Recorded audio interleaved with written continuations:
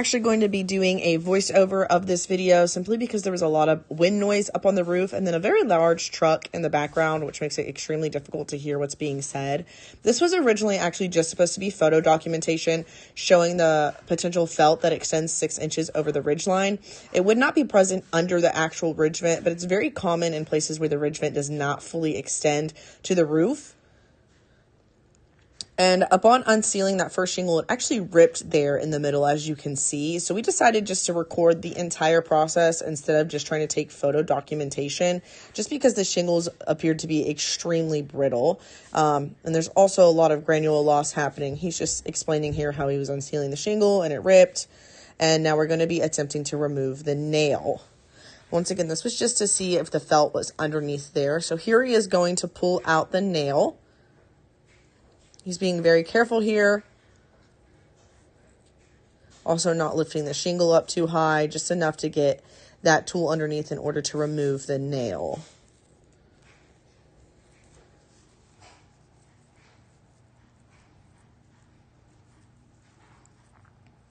And as you can see here, there's a large chunk of shingle present on that nail head. It actually pulled right through the shingle.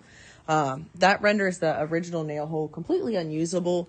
We'll actually have to put in a secondary nail hole. There's also some creasing that occurred on those shingles. Even though the hip and ridge cap shingles and the ridge vent itself are going to be replaced since they have to be removed in order to do the back slope, we just wanted to submit this because there are hundreds of nails holding those hip and ridge cap shingles in, as well as that ridge vent, and that extends along the course of the entire front slope.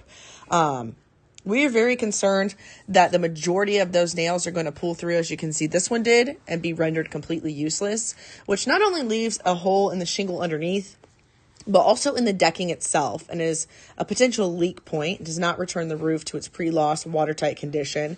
We're also kind of concerned about the brittleness of the shingles. As you see, that one tore with it being unsealed and then the creasing that happened. This extends across the entire line. So we're also concerned that just covering that first line of shingles will not be enough due to how brittle and of poor condition that they are in, just due to the age of the roof. So we are just submitting this as further documentation. In good faith, we actually decided to completely stop this process because we didn't want to cause any further damage to the roof, and just seeing what damage occurred in the little bit that we did, we decided it was best just to completely stop at this point.